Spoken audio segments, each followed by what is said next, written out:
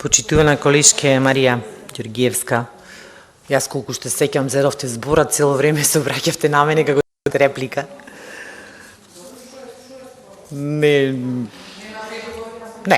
апсолутно и јас не навредувам никогаш, лично посебно не.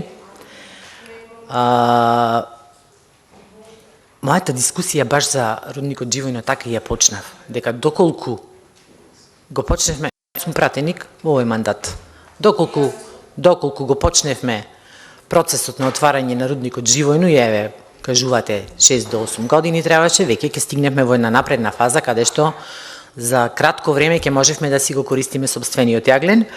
Инаку сега нити се поставени таму машини, ништо, туку е почнат некој процес на експроприација, контактирани се луѓето, тоа ќе трае долго време и токму за тоа беше овој мој амандман. Да се одвојат средства, бидејќи тоа се големи средства за експроприација, да се почне проектите, еве, се надевам дека се готови, не знам, јас еве го имам стварно договорот, ама не знам што до сега, еве, договорот е подпишан некаде март. Сега ме прашувавте за знаете ли ке. И еве, и само тоа што денес го зборуваме за овој амандман, јас секогаш си се држам на амандманот, е пак во фаза ке. Ако што треба 6 до 8 години, еве јас ќе ви верувам дека е точно, за вас 60 ќе треба.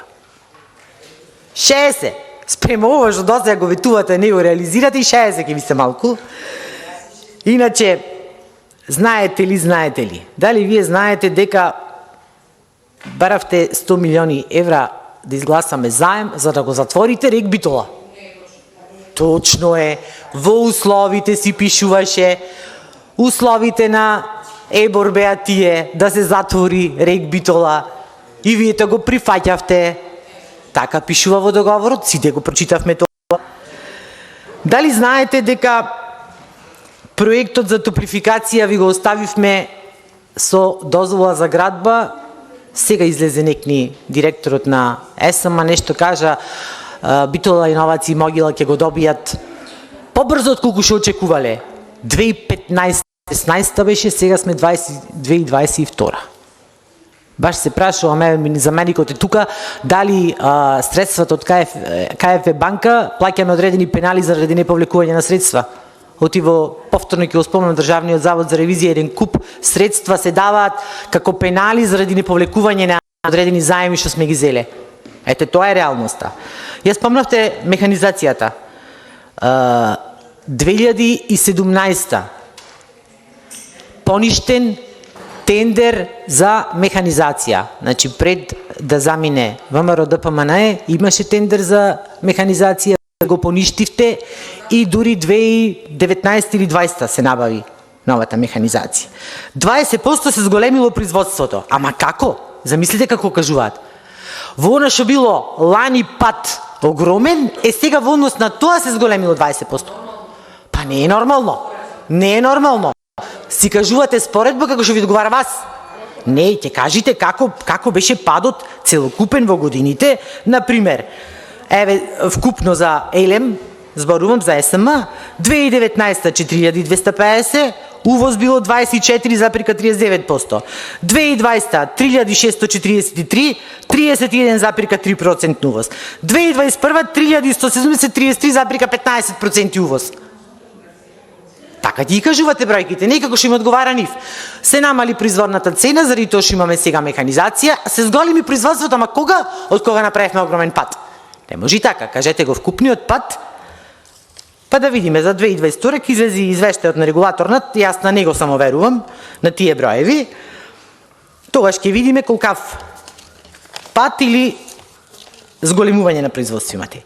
И морам само да споменам одредени, си извинувам што вие не го спомнавте, ама мора да го спомнам јас еве сега. За Чебрен овде се зборува. Јавно-приватно партнерство со 20% учество ќе биде на СМ, ама што предвидувате? ХЕЦ Стиквеш од 113 мегавати да биде во собственост на овој приватен партнер. Така ги работите, вие работите.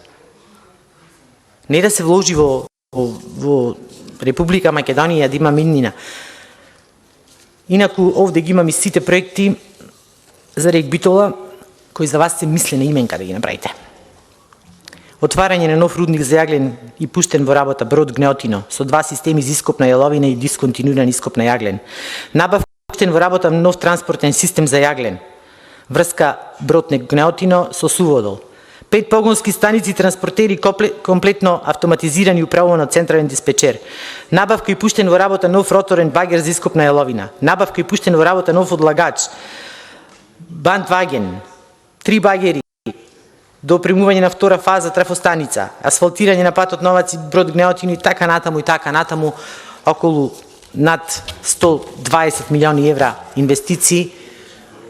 И дел од тие, и вие ќе ги спомнувате, се дел од тековно работење. Не може онаков капацитет како што е РЕК Битола да инвестира во него. Ама факт е дека